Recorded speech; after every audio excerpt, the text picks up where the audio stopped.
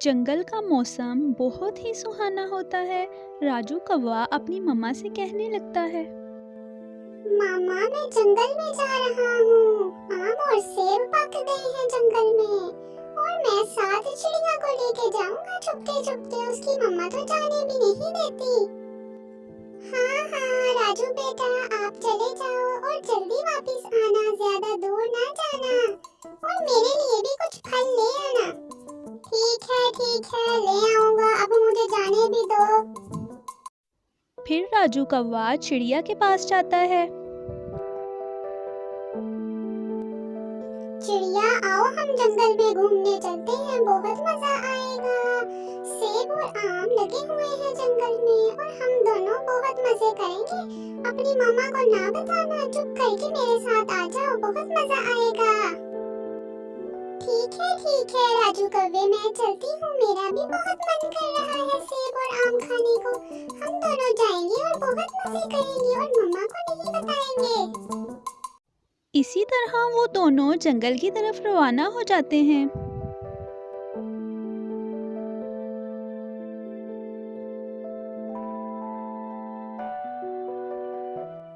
वाह वाह हफ्सा चिड़िया, देखो तो कितना अच्छा मौसम है। वाह, सेब और आम तो कितने अच्छे लग रहे हैं, मौसम भी बहुत अच्छा है।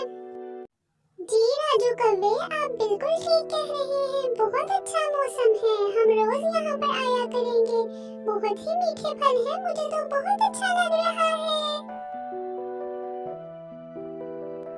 फल खाने के बाद हफ्सा चिड़िया और राजू कौवा जब घर वापस जाने लगते हैं तो उनको घर का रास्ता ही नहीं मिलता। हफ्सा चिड़िया बहुत ही परेशान होती है और वो रोने लगती है। राजू कौवे, अब हम घर वापस कैसे जाएंगे? मैं तो मम्मा को भी बताकर नहीं आई, मेरी मम्मा तो परेशान हो रही होंगी। अब क्या करें हम?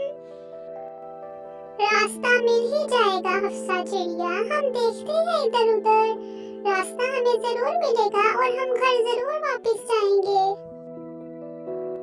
जब राजू कौवा घर वापस नहीं आता तो राजू कौवे की मम्मा बहुत परेशान होती है।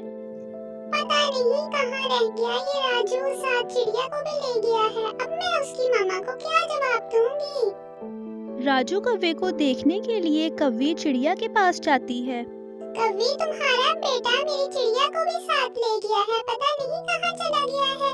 मैं तो बहुत परेशान हूँ, मुझे तो बताकर भी नहीं गया।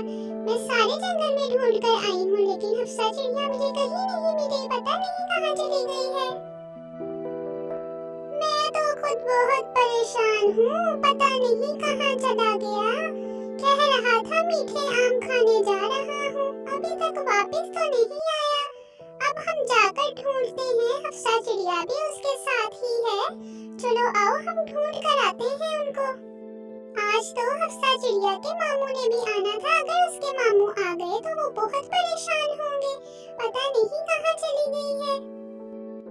और दूसरी तरफ राजू कौवा और हफ्सा चिड़िया जंगल में बैठे होते हैं। ऊपर से चील आ जाती है। वो दोनों बच्चे जब चील को देखते हैं तो वो बहुत परेशान होते हैं। हफ्सा चिड़िया, वो देखो चील आ रही है, ये तो हम दोनों को खा जाएगी। अब हम कैसे बचेंगे? चलो हम जल्दी से भाग जाते हैं यहाँ से। पास ही एक गार है, उधर जाकर छुप जाते हैं, जल्दी करो। फिर वो दोनों परिंदे गार में जाकर छुप जाते हैं। अब हमारा क्या होगा राजू कौवे? ये चील तो हमें ढूंढ लेगी और हम दोनों को खा जाएगी। मुझे तो खुद रोना आ रहा है, मुझे तो मम्मा की याद आ रही है। अब हम क्या करें? अब हम कैसे बचेंगे? मम्मा भी नहीं ढूंढ सकेंगी हमें यहाँ पर। मेरे तो मामू ने भी आज आना था, वो बहुत परेशान होंगे जब मैं घर पर नहीं होंगी। मैं तो अपने मामू का बहुत इंतजार कर रही थी, मेरे अवैस मामू बहुत परेशान होंगे। और दूसरी तरफ हफ्सा चिड़िया के मामू जंगल से गुजरते हैं और वो कुछ देर के लिए आराम करने के लिए दरख्त पर बैठ जाते हैं। हफ्सा चिड़िया के मामू को परिंदों की रोने की आवाज आती है। अरे ये कैसी आवाज है? लगता है कुछ छोटे परिंदे रो रहे हैं। मैं जाकर देखता हूँ। आवाज तो इस गार से आ रही है। अभी मैं जाकर देखता हूँ क्या माजरा है। जब हफ्सा चिड़िया के मामू गार में जाते हैं तो वो हफ्सा चिड़िया को देखकर वहाँ पर बहुत परेशान होते हैं। हफ्सा चिड़िया, आप यहाँ पर क्या कर रही हैं इस सुनसान जंगल में? मैं तो आपको यहाँ देखकर बहुत परेशान हुआ हूँ। मेरे प्यारे मामू, शुक्र है आप यहाँ पर आ गए। मैं तो बहुत परेशान थी। मैं और राजू कौवा फल खाने के लिए जंगल में आए थे और हम दोनों को घर जाने का रास्ता ही नहीं मिला और वहाँ पर एक चील आ गई थी। इस वजह से हम दोनों गार में छुप गए। अब आप हमें घर ले जाएं, मम्मा बहुत परेशान हो रही होंगी। जी मामू, आप हमें घर ले जाएं। हफ्सा चिड़िया के मामू उन दोनों परिंदों को लेकर घर वापस चले जाते हैं। दोनों परिंदे बहुत ही खुश होते हैं।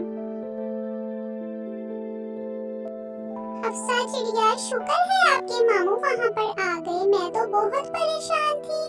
अगर आपके मामू आपको ना देखते तो हम कैसे ढूंढते आपको? आप मुझे बताए बगैर ही चली गई थी। कितनी गलत बात है अपनी मामा को परेशान करना। सॉरी मामा, अब मैं ऐसे नहीं करूँगी। हमेशा आपको बताकर ही जाऊँगी और दूर नहीं जाऊँगी।